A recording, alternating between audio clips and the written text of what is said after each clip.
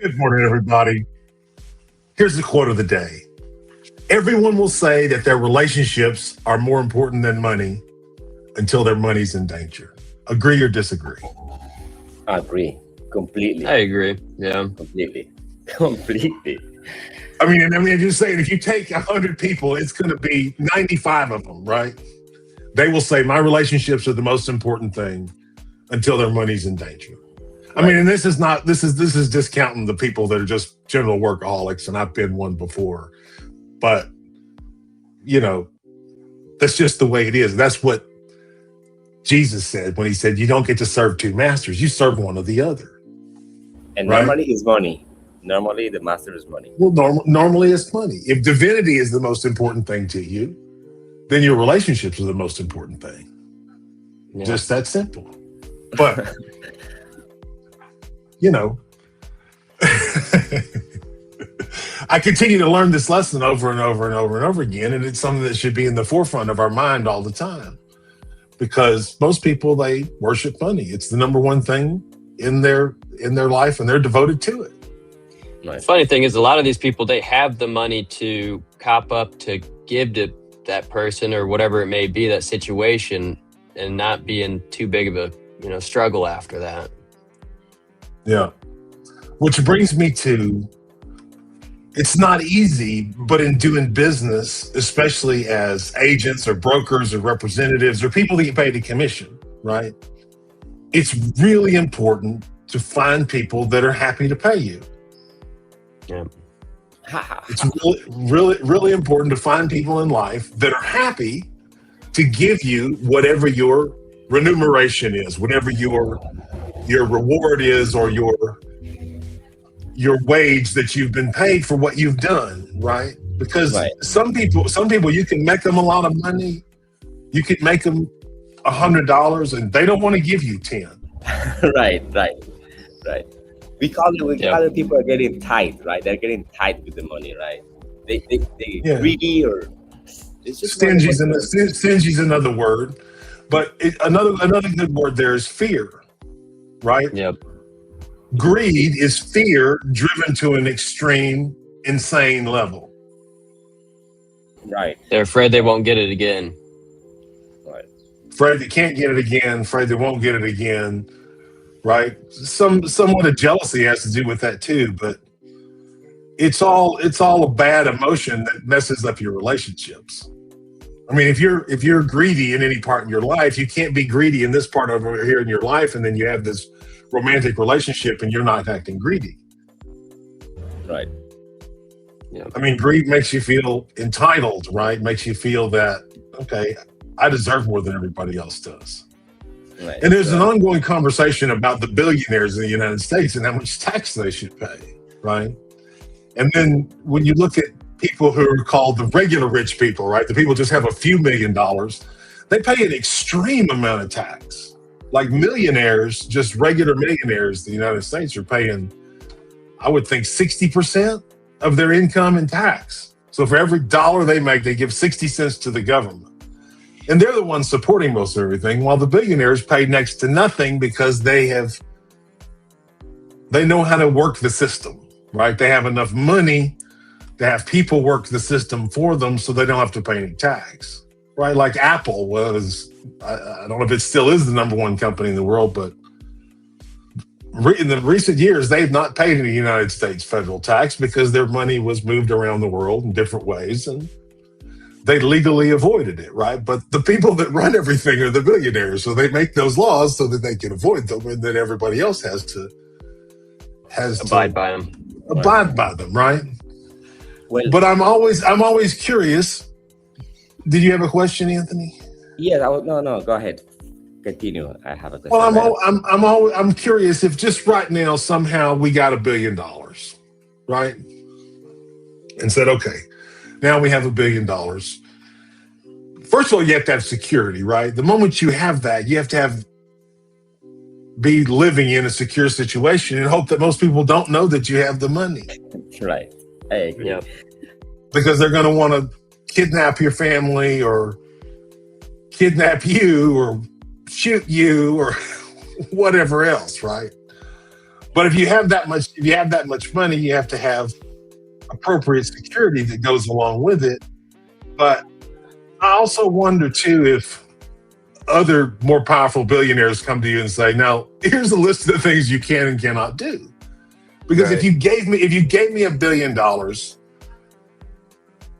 right now, just gave me $1 billion, I'm going to dump it into the Costa Rican educational system. Right.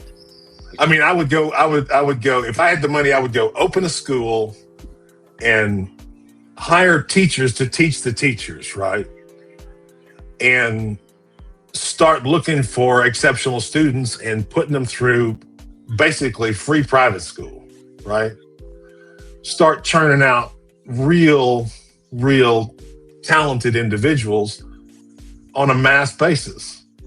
And I don't understand, like in the United States, like they're constantly doing something else right now in the current administration to try and hurt the educational system. And I don't get that, but go ahead, Darin. Well, here in Platanillo, if you're going to dump it in the educational system, I mean, the first thing that I would do is there's a lot of these rural towns that are back here that, I mean, this isn't even that rural. This is in Platanillo. You guys know Platanillo, the high school that's there, which brings all the students from within a 30 to 45 minute distance all to that one high school. This last year, they didn't even have a cafeteria because the municipality of health shut it down halfway through the year. Okay. There was just no cafeteria to feed these kids. Because there's no money, right?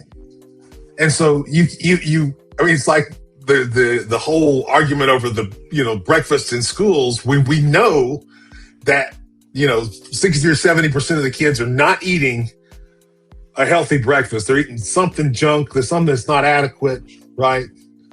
And we know that if we give them breakfast, all the test scores go up, right? Yeah, because they don't have to worry about food.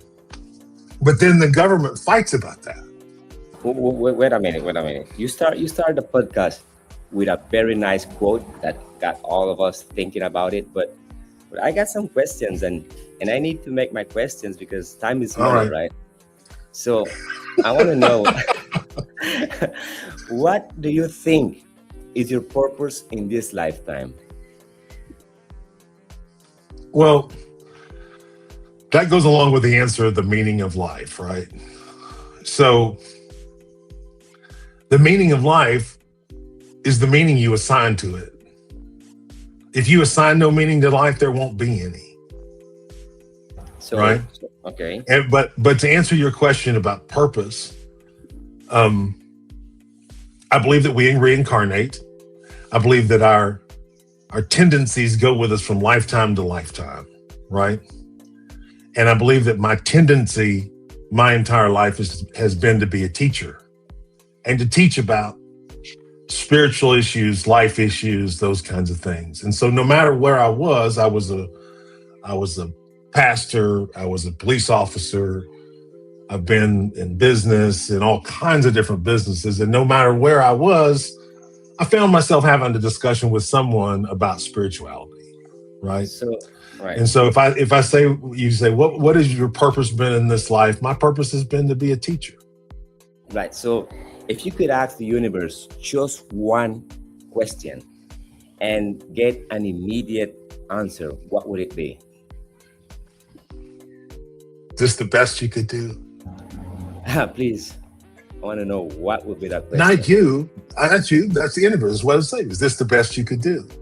Because the principle here is that the other side is perfect, right? So when we die, we're over in a perfect reality where none of this suffering exists. But we come here and our souls come here in order to learn to love, basically. That's what we come here to do. We come here to learn to be unconditional love, to be completely selfless. And while trying to do that, we suffer. And we have to do it hundreds or thousands of times to get it right. Right. So my question to the universe would be, in regard to training souls, is this the best you could do? Right. Is suffering the best you could do? Or is there something else, which there very might be, because look at all those galaxies behind us. So with all this suffering, what makes you feel the most alive? What makes me feel the most alive?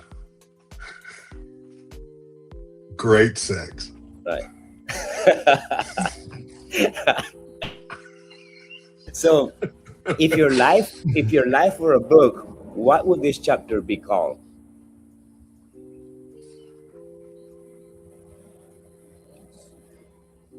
Discipline. Discipline. Yeah. Me learning the power of my personal, mental, spiritual, emotional discipline. The power of my meditation, how critical it is. Discipline. So do you use the meditation also to deal with your ego? With your ego? I think that's all that it is, right? It's dealing with the ego. I mean, if I go into meditation with an issue, sometimes I will meditate about that issue, and sometimes I'll just clear my mind and not meditate about anything. I'll just take my mind to a clear spot and just focus on my breathing. Right? Which both things seem to be beneficial. Right? Some things both to be beneficial. It's a lot easier than it was 20 years ago. Oh, yeah, right.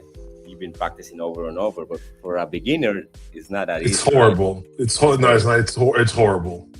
It's an absolute horrible experience where people will say, "Why would anyone do this?" Right. And much less try to relax this muscle in their face. In your scenario, it's frustrating as hell. Let me tell you, just because I'll just be meditating and think, okay, I'm not thinking of anything, and then all of a sudden I'll say, oh shit, this muscle's still tense. Why? You know, it's funny when I do my breathing exercises. You inhale 30 times deeply and you exhale, and so you're starting to feel this high that's coming on. It's this oxidization in your brain, and when you breathe out your last breath and you hold it, your body starts to tingle and twitch, and the goal is to try to relax yourself as best as possible throughout that, because the more movements that you make in your body, you're burning oxygen, and so you're trying to hold that breath as long as possible. When you get up into that 2.5 minute, 3 minute range, your mind starts to tell yourself, hey, you should probably think about breathing. You've been holding your breath for a long time, but you can, if you really feel yourself, you can feel the oxygen still coursing through your body, and you don't have to take that breath, but you're trying to fight that thought to keep going as long as you can. So, because the ideas and the thoughts that you have throughout that experience is incredible. So Darin, do you use the box breathing? I mean, 4, 4, 4, 4, or you go through the next technique? No, the Wim Hof technique, which, I mean, there's multiple variations on how you do it, but what I like to do is you breathe in deeply 30 times and exhale. So you take in a deep breath as long as you can, and then you exhale out immediately. Then you take another inhale, and you do that 30 times, and then on that 30th time, you exhale. But can you explain us, when you say you take in, you mean through your mouth or through your nose? Because people confuse this sometimes. They ask you, should I inhale through my nose or through my mouth? You can do either or, whatever feels most comfortable to you. I feel like when I'm doing it through my mouth, it's most comfortable. I'm able to get that.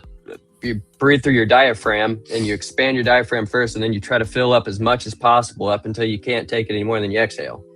But you try to do it as right. You try to do it at a rhythm that's like a wave coming in. You feel the wave coming in, you exhale, and you just go through that steady motion 30 times. And just for our audience to know that you cannot try that like driving or no, don't do it driving. Don't do it. Don't do it. Meditating. Don't do it. Put your eyes on driving is a bad idea. Just to make sure, right? Darin, sit a little bit closer to the camera. All right, we're at 14 minutes. It's Darin's turn. Oh, I got a little bit of show and tell. So I went to a waterfall this weekend, and I'm going to pull it up on the screen here. So I wish I would have taken the video a little slower here, but I was just showing you downstream. That video was just down the stream, And so when you're looking right here, you can see there's another waterfall coming up. This has been there's so much overgrowth now that you can't see it, but this waterfall actually goes up about 60 feet. That one right there does on the screen? Yeah, so there's so much overgrowth now you can't really see it. You have to get to a certain spot, but I was really there to capture what's about to come next. So right here, that you're looking straight out and that deep in there, that goes down about 4 meters. And there's that pool there. And so it's just pristine. It's a nice pool going down. Clear. Yeah. Yeah. And then you have that about a 10-foot, 12-foot waterfall right there that's falling down there. But to get to this spot, it's actually a little bit challenging. You have to drive out from where we're out deep into the mountain, and you get to this river. And from that river, you have to hike up the river about 20 to 25 minutes just to reach this one spot. So it's about maybe 2.5, 3 kilometers, something like that? Something like that, maybe. I mean, it's hard to tell because when you're walking on the river, I mean, you're watching where you're walking because you got snakes and spiders and whatnot. And back in that clearing where you can see the sun back there. Is that another pool back up in there? So back through there, no, it's actually pretty shallow. No, not there. At the last frame you had, you could see the sun shining at the top of the other waterfall. Not that one. Right there? No, keep going. So right at the end of the video. Stop right there. See back here in the back. See back in up at the top of the waterfall. You can see the sun back up in there.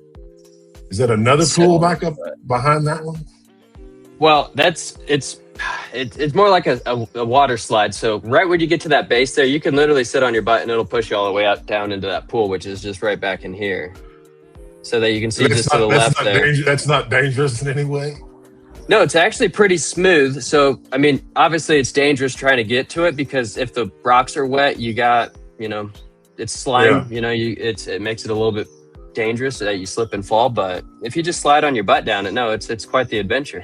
But I've hiked all the way up above that waterfall, which is it's a pain to get up there. But as soon as you get up there, it's just swimming hole after swimming hole. And I've hiked probably 2 kilometers. That's what I was asking. That's what I was asking. If there was other ponds up there or whatever. So there is swimming holes up there. Yeah, it's a pain to get up there though. You have to scale the side of this waterfall because it just goes straight up from there. Unless I don't know if there's some properties back in there that easier access to the river. I'm sure there is, but I don't know anything about them. It's just amazing how many of these kind of places there are around, right? Just kind of untouched. Right. People rarely visit. Right. I mean, I was thinking about when I always remember when I was driving on the southern border of Costa Rica, right? Going between, what is it called? Is it San Vito is that one crossing, and then the other crossing is Paso Canoas, and I had to drive between the two of them. And when you're out there, it's a very good road, and the road runs alongside a huge river, right? And there's rocks on either side of that river, and it looks like you could film Jurassic Park out there. I mean, there's just nothing out there. Nobody living out there. No, nothing, right? But it's beautiful, man. I mean, and I'm talking about kilometers and kilometers and kilometers and kilometers of open property where there's just nothing, right? And how was the road? That's what I'm more curious about. Well, beautiful road. Really? I mean, in comparison to all Costa Rica roads, I mean, 8 out of 10. I mean, you have to watch it because, like the other day I was telling you about the sinkhole, you have to watch that because that kind of stuff happens. But yeah, I mean, but as far as roads go, there's not much traffic on that road. There's no trucks going between San Vito and Paso Canoas. Think about it. What was so the anyway, name? Sorry, what was the name? You took me and my family to a nice waterfall in Tinamaste, where Darin is from. What was the name? That was Nayaka. It's on top of it. Right, so beautiful, and there's almost no one there, right? Where we took you to is private property. We went to the top of that waterfall, and that's Dave's private property. Down at the bottom of that is also technically private property on the sides of it, but that's where all the tours go in. So at the bottom down there, they've built a walkway down there now, and they've made it a lot easier to get in there. And so there's a lot of tourists going into the bottom now. Yeah. But we went up in the top. We were able to go up into the top because it was private. It's Oh, honestly a So, little disheartening because when I first came down here, one of the sides wasn't. I mean, it had an owner, but it wasn't as touristy as what it is today. And so there was times where you go down there and there wouldn't be anybody. But now, if you try to go to the Nayaka at almost any given time of the year, you're going to have 15 to 100 people there.